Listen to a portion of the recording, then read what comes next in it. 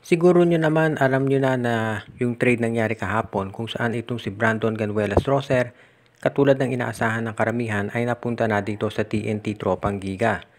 Dito naman sa Blackwater Bossing, si JD Tungkab, yung first round pick ng TNT, at si Justin Chua na merong injury. At dito naman sa Blackwater, of course, nakuha nila si Joseph Taha, Ato Odlar at yung first round pick ng Blackwater Bossing. Wala namang nagulat dito sa trade na to. Nung ang unang trade na nangyari, of course, napunta si Brandon Roser dito sa Blackwater, pero alam ng lahat na yan ay magiging stopover lang niya dahil nanggaling na siya dyan. And of course, ngayong nasa TNT na itong si Roser, magkakaroon ng Twin Towers itong TNT kapag nakarecover na itong si Poy Eram. Meron ka ng Poy Eram at meron ka pang Brandon Roser, at kung bumalik si Mike Williams, matindi yung starting five ng TNT. Brandon Roser, Poy Eram, Calvin Oftana, Mikey Williams at si RR Pogoy. So hindi na nakagugulat talaga ito dahil katulad ng binabalita natin doon sa mga nakaraan nating videos, itong TNT talagang kukunin niya si Brandon Roser.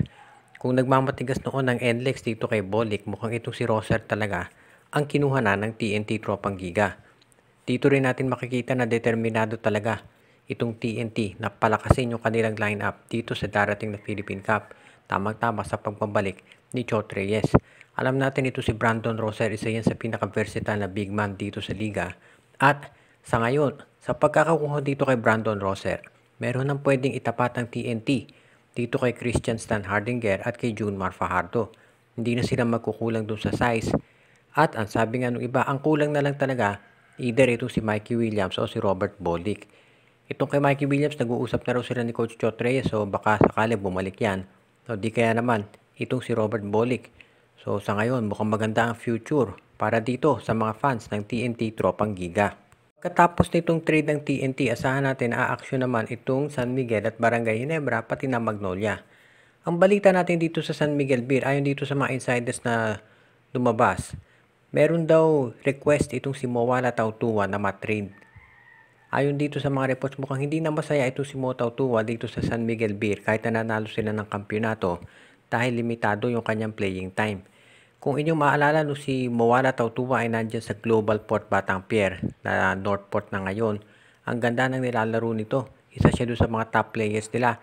At nung PBA bubble, nakaka 20 points regular din si Tautua dahil nga na-injure si Junmar Fajardo. Pero siyempre dahil nandiyan na si Junmar, limitado minuto. So ngayon, ang tanong, saan dadali ng San Miguel Beer itong si Mowala Tautua? Ang isang option dyan na nakikita natin, baka ito ay trade muna sa Terra Firma para dito kay Isaac Go. Baka si Isaac Go ang cooling center ng San Miguel Beer. At itong si Tautua, hindi naman yan magtatagal siguro sa Terra Firma. Baka dali yan either sa Barangay Ginebra or dito sa Magnolia Chicken Templados dahil ang balita nga natin dito si Abu Tratter gusto na raw umalis. So baka ganun ang mangyari dyan. Or posible rin na itong si Mowala Tautua ay i-trade nila ilabas sa SMC. Hindi pa natin alam kung sino magiging kapalit niyan. Pero magdadalawang isip ang SMC at ang SMP na i-treat si Tautua sa labas ng SMC group dahil syempre kapag yan napunta sa MVP group lalo silang lalakas dun. Tandaan natin si Rosa nasa TNT na. Ang maliwanag dito kung kukunin ng San Miguel Beer itong si Isaac Go at bibitawan si Tautua, kinakailangan i-fortify talaga nila yung kanilang front court dahil obviously nagpalakas itong TNT Tropang Giga. Kaya sa ngayon makasasabi natin talaga na itong San Miguel Beer kinakailangan gumawa ng desisyon tungkol dito sa request ni Mowala Tautua na magpa-trade na dahil kinakailangan lumakas yung front court ng San Miguel dahil nag-upgrade ang TNT. Okay, balitang Ginebra tayo at baka magkaroon ng 4-team trade. Itong Ginebra, Magnolia, Converge at ang Northport Batangier. Sa ngayon ganito raw ang posible na maging senaryo dyan. Itong Magnolia makukuha si Arvin Tolentino. Ito namang Converge makukuha si Calvin Abueva. Dito naman sa Northport Batangier ito si Geo Ambohot. At sa Barangay Ginebra si Alex Stockton. Ang balita natin mukhang gusto raw talaga makuha ng Barangay Ginebra ito si Alex Stockton dahil naghahanap nga sila ng isang two-way player. Yung isang mahusay sa depensa at sa opensa. Sa ngayon kasi hindi pa maliwanag kung anong mangyayari dito kay Chris Newsom kung makukuha yan ng Ginebra o hindi. Kaya sa ngayon masasabi rin natin na kung ito si Alex Stockton makuha talaga ng Barangay Ginebra, lalakas yung kanilang guard lineup. Sasabihin ng iba masyado ng maraming guns ang Ginebra, pero itong si Von Pesumal sigurado matitrade na yan. At si L.A. Tenorio hindi natin alam kung gaano pa siya katagal maglalaro dito. Si Pringle baka matrade na rin yan dahil hindi na masyado consistent ang laro. At si Jeremiah Gray nga palaging merong injury. So asahan natin na magkakaroon ng mga pagbabago dyan. Gusto ko lang linawin na hindi pa to kumpirmado dahil ang Converge medyo nagdadalawang isip kung dadalhin nga si Calvin, si Alex Stockton at Gio Ambohot doon sa trade. Walang duda na si Abueva talagang gustong makuha ng Converge, alam ng lahat yan. At ang Magnolia gusto ring makuha si Arvin Tolentino. Ang tanong na lamang ay kung sino ang mga ibibigay na players dyan. Dahil sigurado kailangan ma-involve yung Northport sa trade dahil nandun si Arvin. Kaya hindi pa natin natitiyak kung itong Converge papayag sa ganyang agreement. Ang maliwanag dito, merong mga players talaga na kailangan ng i-trade yung mga nasabing koponan. At yung mga players naman yun, nagre-request talaga ng trade. So abangan na lang natin kung paano mag-shape up ito at kung si Alex Stockton nga ay babagsak na dito sa Barangay Ginebra. Para naman doon sa mga nagtatanong kung anong balak dito ni Troy Rosario, mukhang ayon doon sa mga reports na lumalabas. Ayaw na raw nito dito sa TNT Tropang Giga.